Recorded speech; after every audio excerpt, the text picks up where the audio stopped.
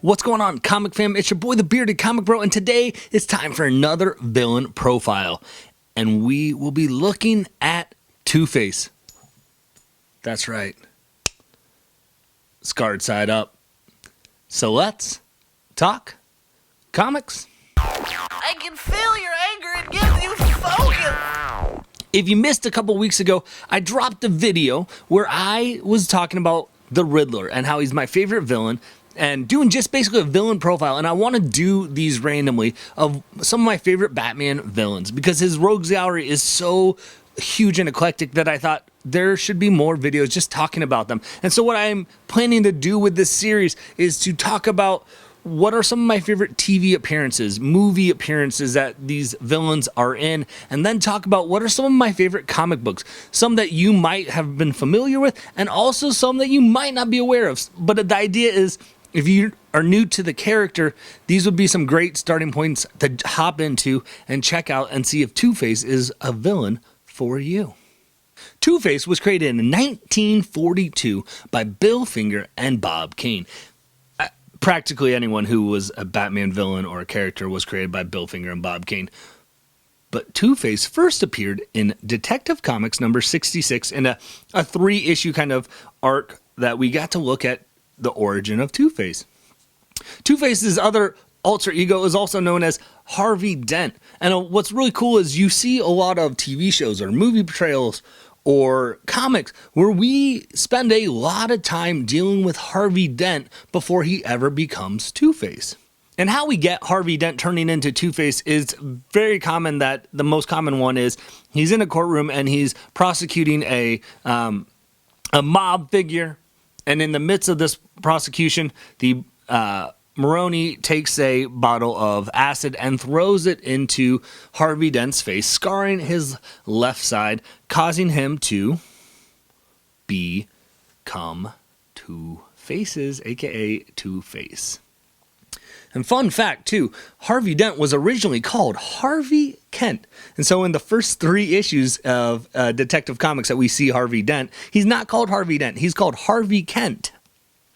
Finally, eventually DC realized that they might be confusing with Clark Kent, and so they wanted to distance themselves of not having a new villain be named Harvey Kent with one of their biggest superheroes whose other identity is Clark Kent. So they just changed it to Harvey Dent. So we went from Kent to Dent. And that's your fun fact. We're going to look at some of my favorite portrayals now of Harvey Dent or Two-Face in TV and in movies because he's been in multiple films and shows, whether it's Harvey Dent and Two-Face or just Harvey Dent. But we've got him in, he was in the 1989 Batman series. We saw him played by the iconic Billy D. Williams as Harvey Dent. Sadly, we never got to see his interpretation of Two-Face because it was planned that you were going to probably see him in Tim Burton's 3rd Batman movie that never came to be. And we also didn't get to see Marlon Wayans playing Robin in that movie, so maybe that's a good thing. Batman the Animated Series was where I first discovered Two-Face and really fell in love with the character. And he's voiced by Richard Mall here, who you probably know as the bailiff from Night Court. But that 2 episodes where they explain his origin story really just captivated me of this, just like how he's such a friend with Bruce Wayne and Batman and trying to really figure out who is Two-Face and can he be saved? Can he be good again? I just was really captivated as a kid, and Two-Face's episodes in Batman the Animated Series are some of my favorite. You have him, he's in the episode of I Almost Got Him where the villains are sitting around a poker table talking about how they almost got Batman. So the first villain I got to see on a big movie screen in live action was Tommy Lee Jones portraying Two-Face. Now, I talked about the Riddler, and I love Jim Carrey's performance in it. Tommy Lee Jones's performance in Two-Face is fine to me. I don't hate it. I don't love it. Where if they were to say the Riddler, like, oh, we're going to bring back Jim Carrey, I'd been like, yes, make it happen. If at some point they're like, we're going to bring back Tommy Lee Jones, I'd be like, cool. And they're like, we're going to replace Tommy Lee Jones. I'm like, cool. I would have been okay. I didn't hate it. I didn't love it. I thought it was really good for Joel Schumacher's what he was looking for in the over-the-top world that he was creating, which was very reminiscent of, brought me back to some parts of the 1966 Batman, which sadly Two-Face was never in the original show. However, he was in one of the things that the Batman creators did at one point was a couple years ago, I think it was back in 2017, they made a movie of Batman, the 1966 in a animated movie. They bring in all the iconic characters and they start to introduce Batman villains that never made it in the Batman 1966 TV show. So in this series, you get to see Dr. Hugo Strange, you get to see Harley Quinn, minor roles in it, but they brought back Two-Face and they put Two-Face in this series and he is voiced by William Shatner. And these movies are a lot of fun. If you love the Batman 1966 TV series and you never have gotten a chance to watch these two movies, so the first one they did was Return of the Caped Crusaders. The second one is Batman vs. Two-Face. And again, the two movies are voiced by Adam West, Burt Ward's in there, they throw in William Shatner. So if you don't like the over-the-top campy stuff, that's not for you. These animated movies are not going to be for you. But if you have a love for them or appreciation for them and you haven't checked out those movies, by all means, check it out. You also get to see freaking William Shatner voice Two-Face. I would be remiss if we did not close talking about my favorite TV and movie portrayals of Two-Face and Harvey Dent if we didn't mention The Dark Knight. Because I adore Aaron Eckhart's performance as Harvey Dent. Now, with that being said, mini rant time. I love his portrayal as Harvey Dent so much. I thought it was great. I think he was cast perfectly for the role of Harvey Dent. It turns on me when he gets into Two-Face. And the problem is that they rushed the story arc of Harvey Dent and Two-Face for me.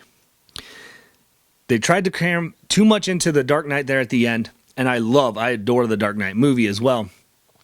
But I think they were trying to rush Harvey Dent's story and Two-Face's story as a plot device to set up for Dark Knight Rises.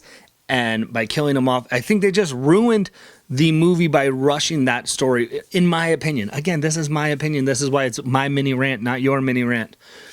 But I wish they would have almost just kept Harvey Dent in the entire Dark Knight movie. Maybe at the end when he's battling and having him help with the Joker and all these things, like we get to see that relationship even more so with Batman and Harvey Dent.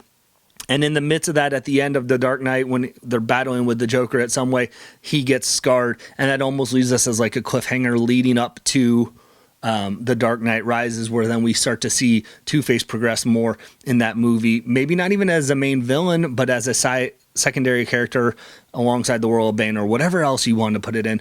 But I just felt like they rushed the story arc way too much in The Dark Knight.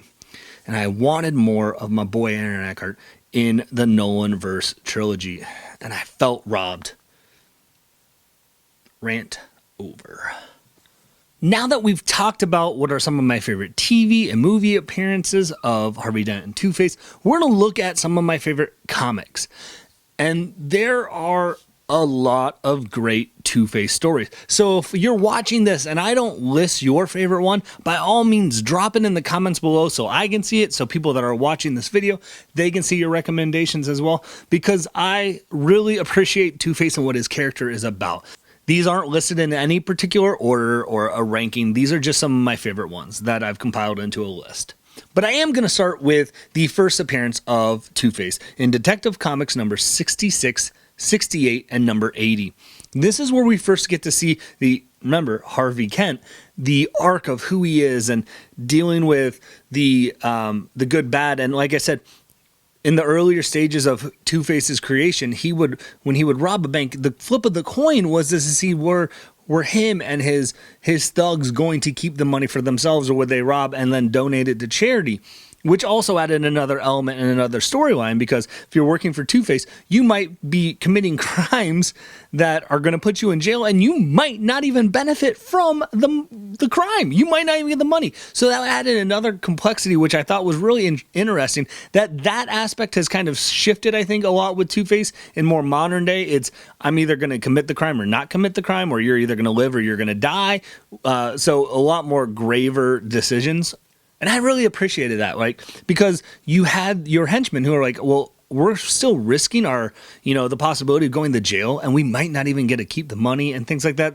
And so you have that conflict intermixed with, Two-Face and Batman and all of that. And anyways, so I thought it was a really cool way to introduce the character, and you see Harvey Kent, who then became Harvey Dent, expand into a wider range of complexity as the issues were moving on. Up next, we have Batman 234, which is highly regarded as Two-Face's first appearance in Silver Age, which actually isn't accurate.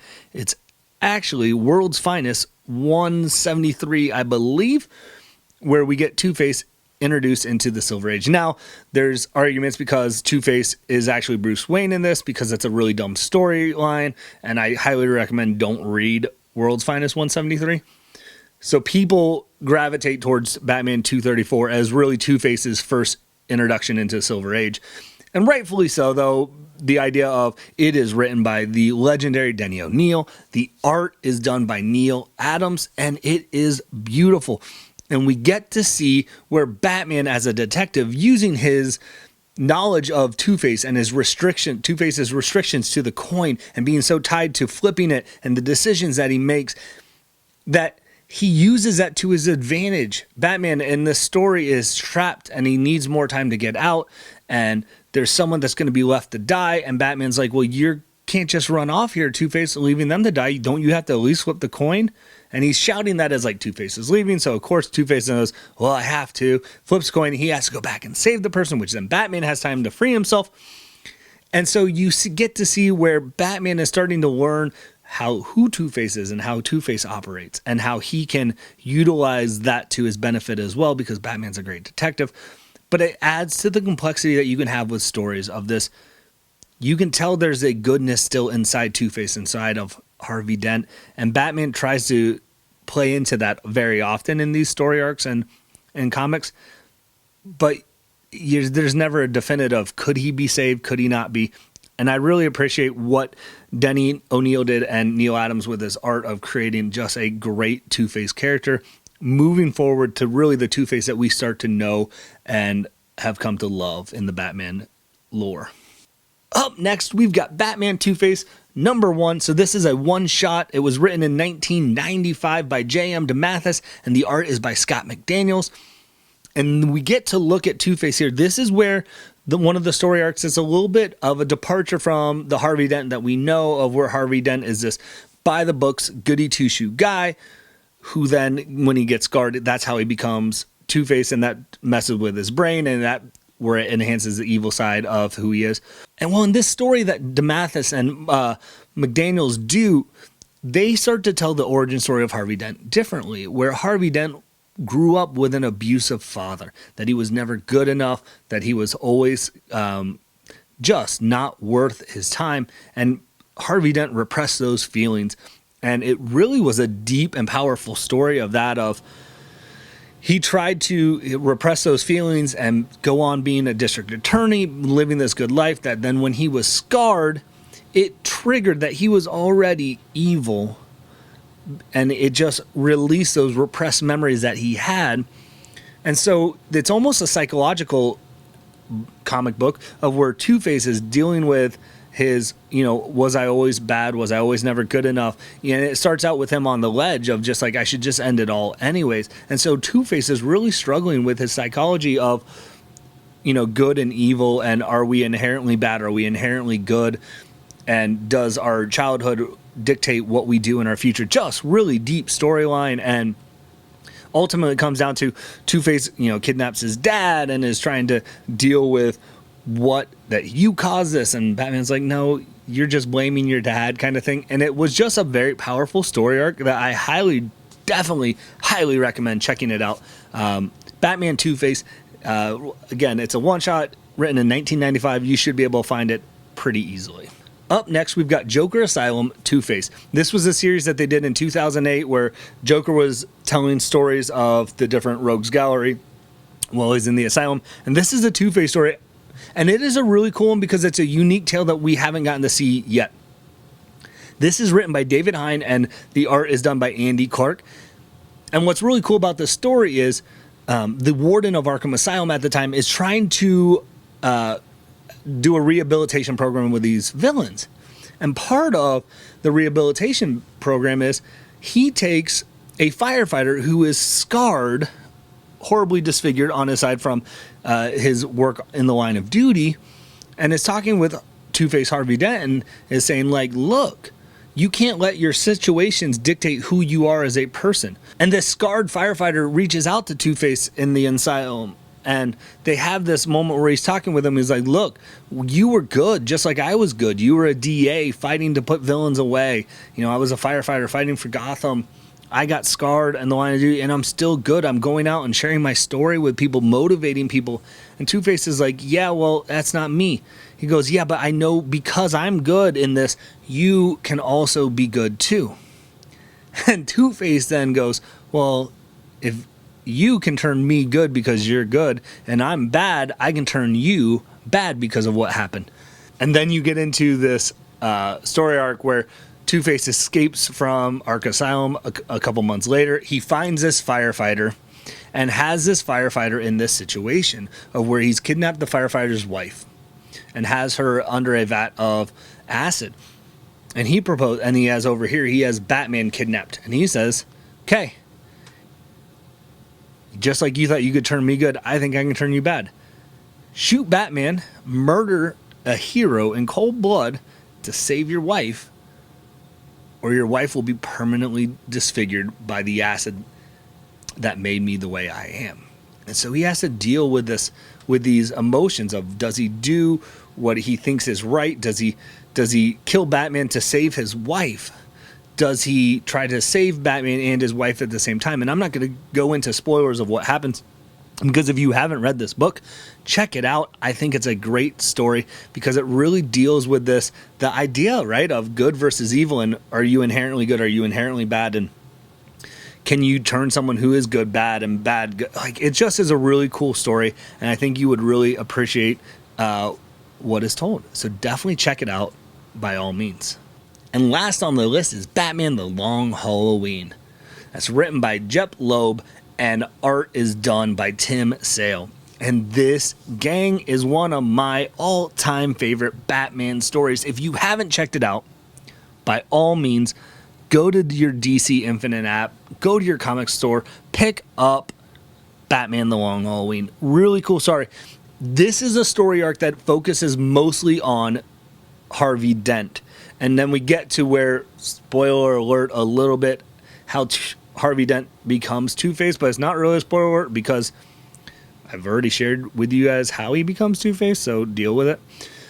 But we get to look at Harvey Dent, and I think this is what I really appreciate the story. This is a really long time that we get to spend with Harvey Dent and this kind of leading up to how he becomes Two-Face, and goes back to those inner turmoils that we always talk about of his decision making of, is he always good? Has he been bad at points and things like that? That is Two-Face really a true departure from who Harvey Dent is on the inside or not?